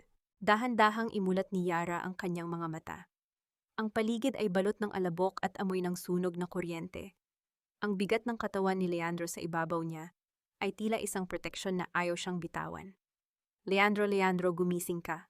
Pakiusap ni Yara ang kanyang mga kamay ay pilit na hinahaplos ang mukha ng lalaki. Ngunit walang sagot. Ang tanging naririnig niya ay ang mahinang paghinga nito at ang malayo at papalapit na sirena ng mga bumbero at ambulansya. Samantala sa isang maliit at madungis na pansamantalang tinutuluyan sa gilid ng lungsod, nakaupo si Doña Felicia sa isang silyang kahoy na may sira. Wala na ang kanyang mga mamahaling sutla, pinalitan ng isang lumang duster na hiniram niya sa isang malayong kamag-anak. Ang kanyang mga kuko na dati ay perpektong nakamanicure ay puno na ng dumi at kalyo. Mama, kailangan nating tumakas. Narinig ko sa balita sumabog ang bodega ni Chong Emilio. Siguradong ituturo tayo niyon kapag nahuli siya, bulalas ni Renzo, habang pilit na isinisiksik ang ilang piraso ng damit sa isang basag na maleta. Tumahimik ka, Renzo, hindi tayo babagsak ng ganito. Asik ni Doña Felicia, ngunit ang kanyang boses ay wala na ang dating autoridad. Ito ay puno na ng desperasyon. Ang Yara na iyon, kung hindi lang natin siya kinuha, sana ay tahimik ang buhay natin. Pero mama, tayo ang nagnakaw sa kanya. Tayo ang sumira sa kanya. Sigaw ni Renzo, ang kanyang budhi ay tila unti-unti nang nagigising sa gitna ng kanilang paghihirap. Look at us now. Mas malala pa tayo sa pulubi? Ito ba ang tagumpay na sinasabi mo? Isang malakas na sampal ang dumapo sa pisngi ni Renzo. Huwag mo akong sisisihin. Ginawa ko ang lahat para sa iyo, para sa pangalan ng Villamayor. Ngunit ang pangalang Villamayor ay tila isang sumpa na lamang na nakadikit sa kanilang mga pagkatao. Sa labas ng kanilang bintana, ang mga tao ay nagbubulungan, kinikilala ang dating makapangyarihang mag-ina na ngayon ay kinasusuklaman ng buong bansa. Balik sa ospital, nakaupo si Yara sa labas ng operating room. Ang kanyang mga damit ay puno pa rin ng alabok at dugo ni Leandro. Dumating ang isang investigador, ang mukha ay seryoso. Mrs. Dalisay, kailangan nating mag-usap, wika ng pulis. Patay ba siya? Patay ba si Don Emilio? Tanong ni Yara, ang kanyang mga mata ay walang emosyon. Hindi namin natagpuan ang kanyang katawan sa loob ng gumuhong bodega, Mrs. Dalisay. Ngunit may mas malaking problema tayo. Ang lahat ng ebidensyang nakuha niyo laban sa kanila, ang mga dokumento, ang laptop ay tuluyan ng natupok ng apoy. Sa mata ng batas, wala tayong hawak na matibay na pruweba laban kay Don Emilio o sa mga Villamayor tungkol sa nangyari 10 taon na ang nakalilipas. Napatayo si Yara, ang kanyang puso ay tila muling pinitpit ng isang dambuhalang kamay. Ang lahat ng hirap niya, ang buhay ni Leandro na itataya, ay tila naging abo sa isang saglit. Ibig niyo bang sabihin, makakalaya sila? Tanong ni Yara, ang boses ay puno ng pait. Sa ngayon, oo, maliban na lang kung may isa pang saksi na handang lumabas. Isang saksing hindi natin inaasahan. Biglang bumukas ang pinto ng operating room. Lumabas ang doktor, ang kanyang mukha ay hindi mabasa. Lumingon si Yara, nag-aabang ng balita tungkol sa lalaking nagligtas sa kanyang buhay, ngunit bago pa makapagsalita ang doktor, isang nurse ang tumakbo papalapit. Doc, ang patient sa room 402, ang asawa ni Mrs. Dalisay, si Renzo Villamayor, nag-attempt po siyang magpakamatay. Bakit mo pa ako iniligtas, Yara? Wala na akong mukhang ihaharap sa iyo. Wala na akong buhay na babalikan. Ang boses ni Renzo ay tila isang tuyot na dahon na nalaglag sa malamig na sahig ng ospital. Nakahiga siya sa puting kama, ang kanyang mga braso ay balot ng makapal na benda, at ang kanyang mga mata ay nakatitig sa kisame na tila doon niya hinahanap ang mga nawalang piraso ng kanyang dangal. Amoy gamot at kalinisan ang buong silid, isang kabaligtaran sa madumi at magulong buhay na iniwan nila sa mansyon. Nakatayo si Yara sa paanan ng kama, suot pa rin ang hiram na jacket ni Leandro na may mantsa ng dugo at abo. Pinagmamasdan niya ang lalaking 5 taon niyang pinagsilbihan. Ang lalaking minahal niya nang higit sa sarili, ngunit naging sanhi ng kanyang pinakamalalim na sugat. Isang matinding ironya na matapos siyang itaboy ni Renzo sa ulan, siya pa rin ang taong unang tinawag ng ospital nang magtangka itong kumuha ng sariling buhay. Hindi kita iniligtas, Renzo, mahinang tugon ni Yara. Ang kanyang boses ay walang pait, ngunit wala na rin itong init. Ang mga doktor ang nagligtas sa'yo. Nandito lang ako dahil technically asawa mo pa rin ako sa papel. At dahil kahit gaano mo ako sinaktan, Hindi ako mamamatay tao na tulad ng pamilya mo. Pamilya? Uyam ni Renzo, isang mapait na luha ang gumulong mula sa kanyang mata. Wala na akong pamilya, Yara. Si Mama, tumakas siya bitbit ang huling alahas na naitago niya. Si Mireya, ninakawan ako. At si Tiong Emilio, ginamit lang tayo. Lahat sila mahal ako dahil sa pera.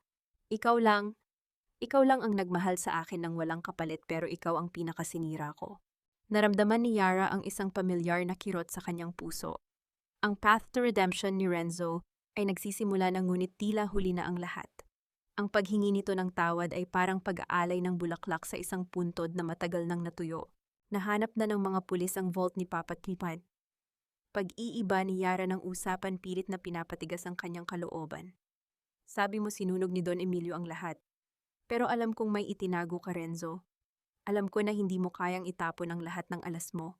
Dahan-dahang gumalaw si Renzo, pilit na inaabot ang isang maliit na susi na nakasabit sa kanyang leeg na itinatago niya sa ilalim ng gown ng ospital. Nasa ilalim ng puntod ni Don Vicente, sa loob ng isang maliit na metal box. Nandoon ang orihinal na kopya ng patent ng tatay mo at ang liham ni Mama kung paano nila nilinlang ang insurance. Gamitin mo yan, Yara. Ipakulong mo kaming lahat. Iyan na lang ang tanging paraan para makahinga ako. Kinuha ni Yara ang susi. Ang malamig na metal ay tila isang huling hatol. Salamat, Renzo. Magpahinga ka na. Lumabas si Yara ng silid ng hindi lumingon. Hindi niya alam kung mapapatawad niya si Renzo, pero sa sandaling iyon, naramdaman niya ang unti-unting paglaya ng kanyang kaluluwa mula sa kadena ng Villamayor. Mabilis siyang naglakad, patungo sa kabilang wing ng ospital, sa intensive care unit. Doon sa likod ng malaking salamin, nakita niya si Leandro Aragon. Ang kanyang balikat ay balot din ng benda, at may mga tubo na nakakabit sa kanyang katawan na nagpapakita ng kanyang mahina, ngunit matatag na tibok ng puso sa monitor. Ang ritmo ng makina ay ang tanging musika na nagbibigay ng pag-asa kay Yara. Pumasok si Yara sa silid. Dahan-dahan siyang naupo sa tabi ng kama ni Leandro at hinawakan ang kamay nito. Ang palad ni Leandro ay mainit, isang paalala na buhay ang lalaking nagligtas sa kanya. Gumising ka na, Leandro, bulong ni Yara, habang ang kanyang mga daliri ay marahang humahaplos sa likod ng kamay ng lalaki. Nakuha ko na ang kailangan natin. Tapos na ang pagtatago. Tapos na ang pagiging anino. Biglang gumalaw ang mga daliri ni Leandro. Dahan-dahan niyang imulat ang kanyang mga mata, at kahit hilampas sa antok at sakit, isang tipid ng ngiti ang sumilay sa kanyang mga labi nang makita si Yara. Nandyan ka pala, paus na wika ni Leandro. The queen is back on her throne. Wala akong trono kung wala kang sagot ni Yara. Ang kanyang mga mata ay nagniningning sa bagong natagpo ang lakas. Ngunit ang kanilang sandali ay muling naantala nang pumasok ang head of security ni Leandro. Ang kanyang mukha ay seryoso at tila may dalang balitang hindi maganda. Sir, ma'am, nakita na namin si Doña Felicia. Sinusubukan niyang sumakay ng barko patungong labas ng bansa. Pero hindi iyon ang pinakamalaking balita. Ano yon? Tanong ni Yara. May kasama siyang isang babae na sumuko sa mga pulis kanina lang. Ang unexpected witness na hinahanap natin. Si Mireya Salceda, dala niya ang recording ng usapan ni na Doña Felicia at Don Emilio noong gabing balakin nilang pasabugin ang bodega. Pero may kapalit ang kanyang pagsasalita. Anong kapalit? Tanong ni Leandro. Gusto niyang makausap si Yara, ngayon din, dahil meron daw siyang alam tungkol sa tunay na ina ni Yara na hindi kailanman sinabi ni Gabriel Dalisay. Napatayo si Yara. Ang misteryo ng kanyang buhay ay tila isang balon na walang katapusan ng lalim. Anong lihim ang hawak ng babaeng sumira sa kanyang marriage? Akala mo ba ay isa ka lang basahan na pinulot nila sa kalsada? Akala mo ba ay sapat na ang pasasalamat dahil pinag-aral ka nila at binigyan ng bubong, nagkakamali ka, Yara? Ikaw ang pinakamatamis na bunga ng kanilang pagnanakaw. Ang mga salitang iyon ni Mireya Salceda ay tila isang malakas na sampal na yumanig sa katinuan ni Yara sa loob ng maliit at malamig na meeting room ng presinto. Nakaupo si Mireya sa tapat niya. Wala na ang dating ningning ng kanyang mga mata.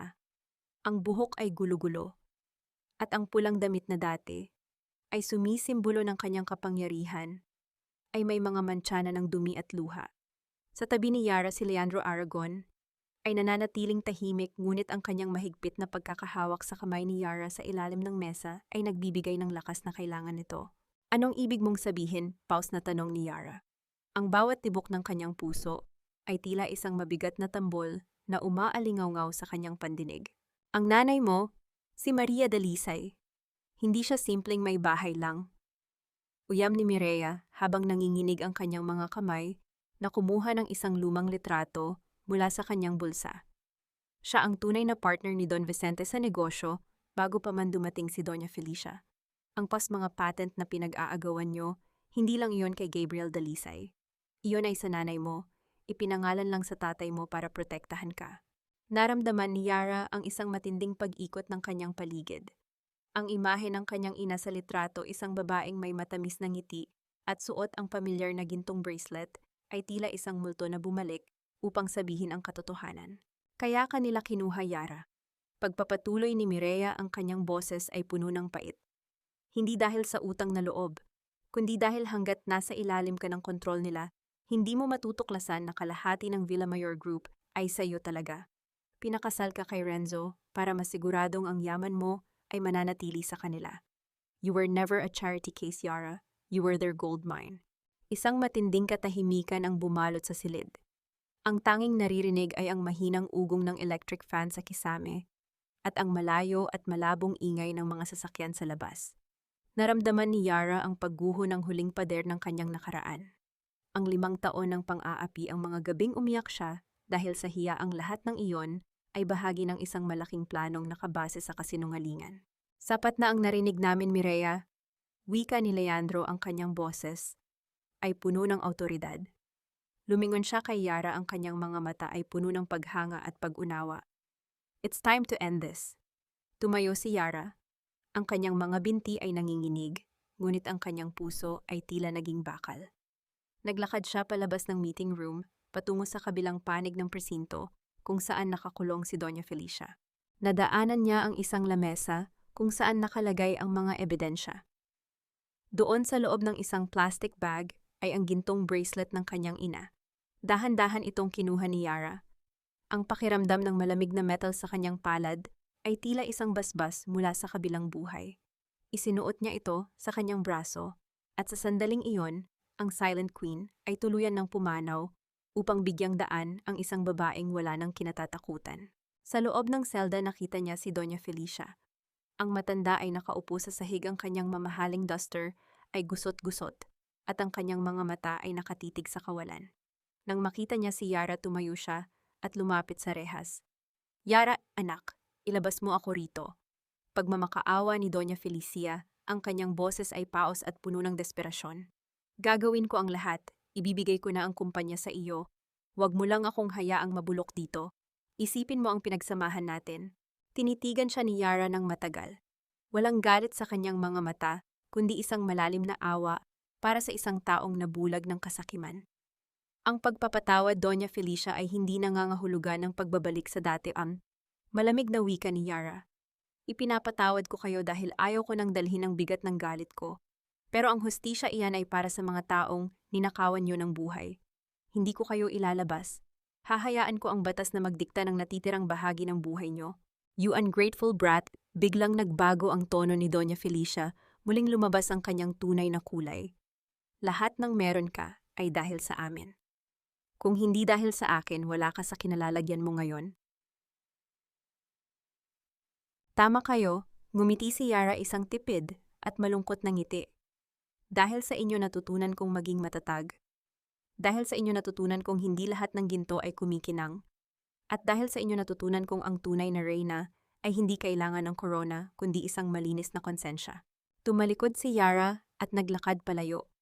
Ang tunog ng kanyang mga sapatos sa semento ay tila isang marcha ng tagumpay. Sa dulo ng hallway naghihintay si Leandro. Hindi ito lumapit, sa halip ay binigyan siya ng espasyo upang namnamin ang kanyang kalayaan. Sa labas ng presinto, ang araw ay dahan-dahang sumisikat, nagbibigay ng kulay sa langit na dati ay balot ng dilim. Huminga ng malalim si Yara, nilalanghap ang sariwang hangin ng umaga. Anong plano mo ngayon? Tanong ni Leandro habang naglalakad sila patungo sa sasakyan. Gusto kong bumalik sa probinsya, Tom. Sagot ni Yara habang hinahaplos ang bracelet sa kanyang braso. Gusto kong dalhan ng bulaklak si Papa at Mama, at pagkatapos, gusto kong itayo ang pundasyong matagal na nilang pinangarap. Isang pundasyon para sa mga taong tulad ko na inakalang wala silang boses.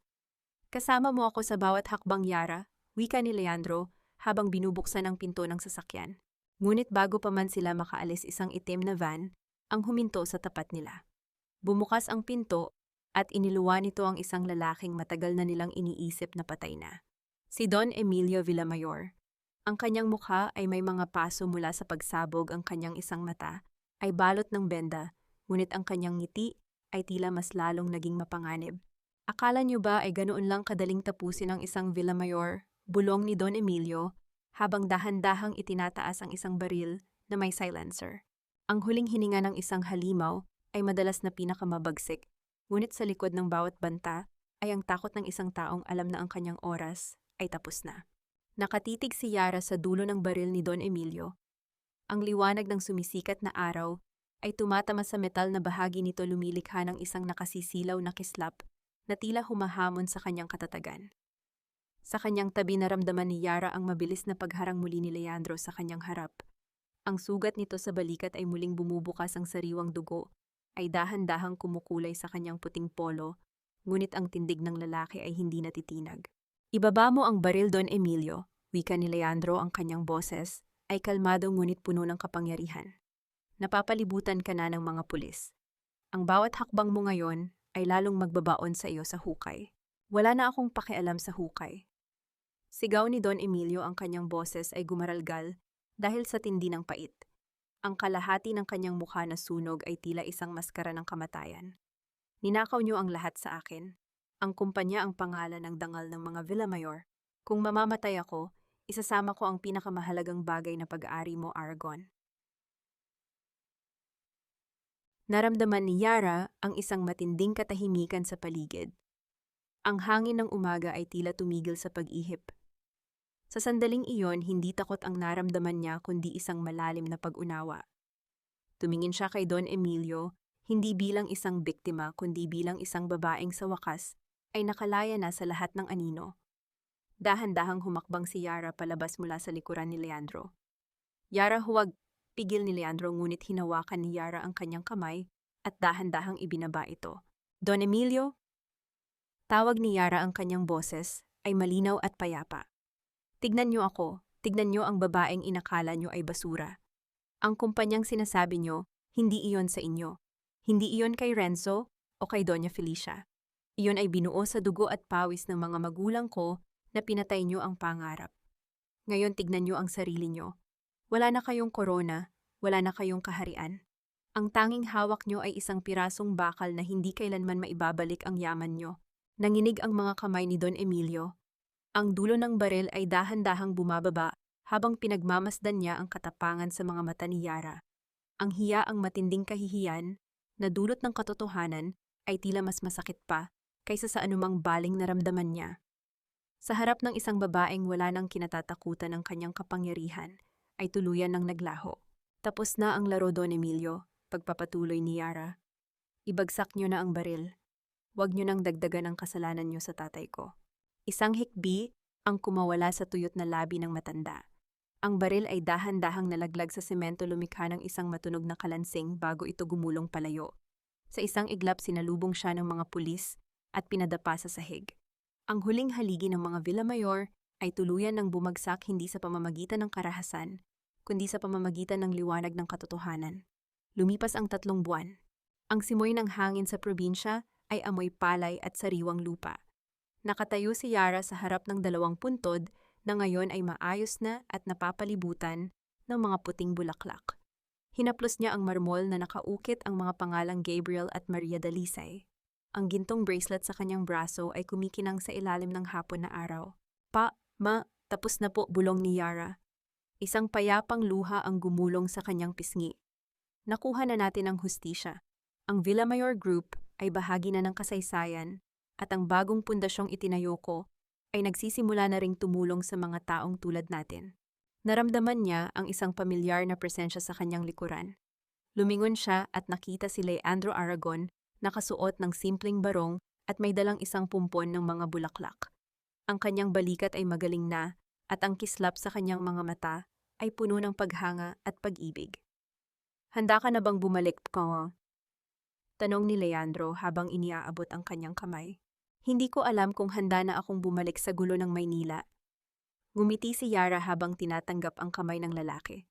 Pero handa na akong simulan ang buhay na hindi na ako nagtatago sa anino. Hindi ka na kailanman magiging anino, Yara. Sagot ni Leandro habang dahan-dahan niyang inilalapit ang kanyang mukha sa noo ni Yara para sa isang matamis at magalang na halik. Dahil ikaw ang liwanag na nagturo sa akin kung paano magmahal ng totoo. Habang naglalakad silang dalawa palayo sa sementeryo, ang langit ay nagkulay kahel at lila. Ang katahimikan ng paligid ay hindi na nakabibingi kundi puno ng pag-asa. Si Yara Dalisay, ang dating silent queen, ay sa wakas ay nakatagpo na ng kanyang sariling tinig. Isang tinig na hindi na kailanman mapapatahimik ng kahit anong yaman o kapangyarihan. Ang bawat hakbang nila ay tila isang bagong pahina ng isang kwentong binuo sa sakit ngunit tinapos sa kapayapaan. Ang bawat paglubog ng araw ay hindi tanda ng pagtatapos, kundi isang pangako na ang kadiliman ay may hangganan.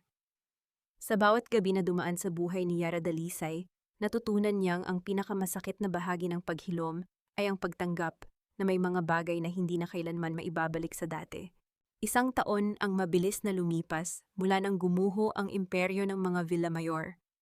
Sa gitna ng isang maunlad na distrito sa Makati, isang gusali ang nakatayo ng may pagmamalaki, ang Dalisay Center for Women's Empowerment. Hindi ito isang kumpanya ng pananalapi, kundi isang pundasyon na naglalayong tulungan ang mga kababaihang naging biktima ng pang-aabuso, hindi lang sa pisikal, kundi pati na rin sa aspeto ng pananalapi at emotion. Nakatayo si Yara sa balkonahe ng kanyang opisina. Wala na ang kanyang lumang apron at wala na rin ang mabigat na pasanin sa kanyang mga balikat. Suot niya ang isang puting blusa na tila sumisimbolo ng kanyang bagong simula. Ang gintong bracelet ng kanyang ina ay marahang humahaplos sa kanyang balat, isang paalala na ang kanyang pinagmulan ay hindi kailanman naging mantsa kundi isang pundasyon. Dahan-dahang pumasok si Leandro sa silid, may dalang 2 tasa ng mainit na tsaa. Ang tunog ng kanyang mga yapak sa malambot na carpet ay tila isang pamilyar na himig na nagbibigay ng kapanatagan kay Yara. Nandito ka na naman, nakatitig sa malayo, biro ni Leandro, habang iniaabot ang tasa kay Yara. Ang kanyang tingin ay puno ng paghanga, ang uri ng paghanga na hindi nakabase sa kung ano ang meron si Yara, kundi sa kung sino siya. Iniisip ko lang kung gaano kabilis magbago ang lahat. Sagot ni Yara habang tinatanggap ang tsaa. Ang init ng baso sa kanyang mga palad ay nagbibigay ng pakiramdam ng pagiging home. Isang taon na ang nakalilipas, akala ko ay hanggang kusina na lang ang buhay ko. You were never meant for the kitchen alone, Yara. You were meant to build empires, and you did, sabi ni Leandro habang tumatabi sa kanya sa balkonahe. Nagkaroon ng maikling sandali ng katahimikan, isang katahimikang hindi na nakabibingi kundi puno ng pag-unawa. Sa loob ng isang taon maraming nangyari. Si Renzo ay nananatili sa loob ng piitan at ayon sa balita unti-unti na nitong tinatanggap ang kanyang kapalaran sa pamamagitan ng pagtulong sa mga kapwa bilanggo sa aspeto ng edukasyon. Si Doña Felicia naman ay nakatira sa isang maliit na bahay sa probinsya na binabayaran ng pundasyon ni Yara. Hindi siya pinabayaan ni Yara, ngunit hindi rin siya hinayaang makalapit muli. Ang hustisya ay naipatupad at ang bawat isa ay umani ng kung ano ang kanilang itinanim. Narinig ko sumulat sa iyo si Renzo kahapon. Pag-uusisa ni Leandro, ang kanyang boses ay walang halong selos kundi purong kuryosidad. Oo, tumango si Yara. Hinihingi niya ang huling piraso ng aking pagpapatawad. Sinabi ko sa kanya na matagal ko na siyang pinatawad hindi dahil karapat-dapat siya, kundi dahil karapat-dapat ako sa kapayapaan. At nahanap mo na ba iyon, ang kapayapaan? Tanong ni Leandro habang dahan-dahang hinahawakan ang kamay ni Yara na nakapatong sa rehas. Humarap si Yara kay Leandro. Ang kanyang mga mata ay nagniningning sa ilalim ng kulay kahel na langit. Oo, Leandro, nahanap ko na. Hindi ito nahanap sa pera o sa pagbagsak ng mga Villamayor. Nahanap ko ito sa salamin nang sa wakas ay makilala ko ang babaeng matagal ko nang itinago.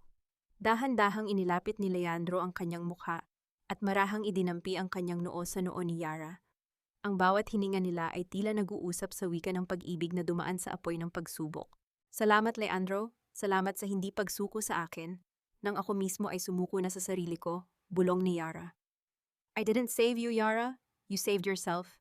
I was just lucky enough to be there to witness a queen take back her throne, sagot ni Leandro. Habang ang araw ay tuluyan ng lumulubog ang mga ilaw sa paligid ng lungsod, ay isa-isang nagsisindi. Ngunit para kay Yara ang tunay na liwanag ay wala sa mga ilaw na iyon. Ang liwanag ay nasa loob niya isang apoy na hindi na muling mapapatay ng kahit anong bagyo. Ang Silent Queen ay wala na. Ang natitira na lamang ay si Yara Dalisay, isang babaeng matapang malaya, at higit sa lahat tunay na minamahal.